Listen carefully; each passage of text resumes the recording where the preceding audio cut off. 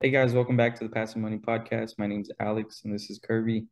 On today's video, we're going to talk about a recent instance that happened with Kirby with was this a property up in Georgia? Someone had hit your property? Drunk driver? No, this is in Florida. This is in Okay. Florida. Yeah, drunk driver hit your property. Is that correct? Were they drunk or were they just not paying attention? You know the details. Well, well, the police report said the guy wasn't drunk. The tenant said he was, but we'll go with what the police report said. The police report said he wasn't drunk. Gotcha, gotcha. So what do you have to do now as a landlord in that situation? You know, I know like was anyone injured or is it just the guy hit some, property damage or It was property damage. It was all property damage. Nobody was injured in the incident. And before we get into that, I just want to point out that this channel is about giving the people the real about what's going on and how these different industries work. People in the Instagram, YouTube, Snapchat world to make it seem like, oh, owning rental properties is just sit back, relax, and don't do nothing type of event. But really, it's more to it than just that. But in my case, the gentleman, he ran. I don't know if he fell asleep. I don't know what happened. But what he did was he crossed through my yard in the rental property. He hit the tenant's rental car, and then the tenant's rental car went into the light pole and destroyed the electrical that was going into the building that which I own. wow. So, okay, so if it destroys the electrical, does everything just shut off at that point? You got to get all your electrical replaced or how exactly Well, does that happen? yeah, in my case, the electrical to my property, because on the property it was electrical pole, and then it had different avenues, or one avenue going to my house, and then the avenue that was going to my property was destroyed, which caused the electrical issue. The city came out, they shut off the power to my property, they made the tenants leave out because they said it was a fire hazard. So they had to do all that. And then in that instance, from the light pole to the property, that is stuff that I have to repair as a property manager. I mean, or a landlord or whatever you want to call it.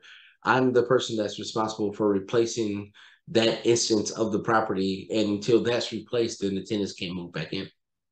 And I know we talked about this topic a little bit in a previous video. Does So in a situation like this, how exactly does this work? Like, do you file a home insurance claim or do you have to claim against the driver's car insurance?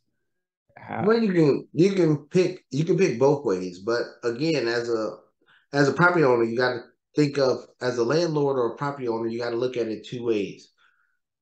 And I always go back to saying that real estate is a capital intensive business, because I had three approaches that I could do with it. I can file a claim against my insurance company. I can file a claim against the uh, auto insurance company of the driver that had the incident, or I could just do it myself and then do the first two instances before. All right, so this was the dilemma that I ran in with. So the city came out and they removed the tenants from the property. Now I could have sit back and waited for the auto uh, insurance to kick in to pay for the repairs. But then I thought about it. How long will that take? And still to this day, I'm still waiting on the auto insurance company people to reach back out to me. But how long will that take? Will it take long enough where the tenants just say, forget it, let's just, can we cancel the lease and we can go find somewhere else, or something like that? So I was thinking of that dynamic. The tenants are, they have this slight discomfort because they was displaced from their property. So what I decided to do, I got the call the next morning after it happened, and then I that day when as soon as I got the call, I paid for everything to be repaired. I paid for the electric to be repaired. I paid for the roof to be repaired too. It cost me around $5,000 all in all. but it kept the tenants. It put the tenants back in the property within, let's say, 2 days. I'm not gonna say one day. I'm gonna say within 2 days. But I think of the inverse of that. The inverse of that is, all right, the tenants are displaced from their property. They move out, or they just say, hey, we're going to go somewhere else. It was at the end of the month. What if they don't pay the rent? So now I'm missing rent for that month. Uh, and then I'm sitting here waiting on insurance to cover it. And then let's say if I had a mortgage, then I would have to put the mortgage out of my pocket. And then after I put the mortgage out of my pocket, we got two tenants that moved out. So then I gotta turn over those properties, which is going to cost me thousands of more dollars to do that. So in my mind, I just thought that, hey, let's just get it fixed, get the tenants back in, they pay the rent, and then I will go after the auto insurance company after that, which I've already filed the claim. I've already sent in the paperwork. I already sent in the invoices for the repairs that I made. I'm sitting there just waiting for them to come back to reimburse me for what I've already done. But Okay. if somebody don't have the capital to do it, then they're faced with the other side of the coin of, all right, I got a mortgage I still got to pay. Yeah, your insurance will, if you have the right insurance, it will cover the rent payments until it get fixed. Yeah, but then you got to turn over the property. That's more money. Um, and the insurance company ain't gonna pay for you to turn over the property once those tenants move out. If they moved out, if it takes a long time for you to get those repairs, waiting on the insurance company money, because it's not like it's not gonna turn around instantaneously to give you the money soon the accident happened. It could take weeks or even months to get that money back. And then yeah, you will miss out on the rent payments or whatever, then you got to pay to, turn the apartment, turn the units, and then put more tenants in there, hopefully at market rents, which you had before. So I just took the lesser of the two evils. I paid for it to get done up front, and then the insurance company will reimburse me, and then the tenants move back in, and they continue to live on and pay the rent, just like normal.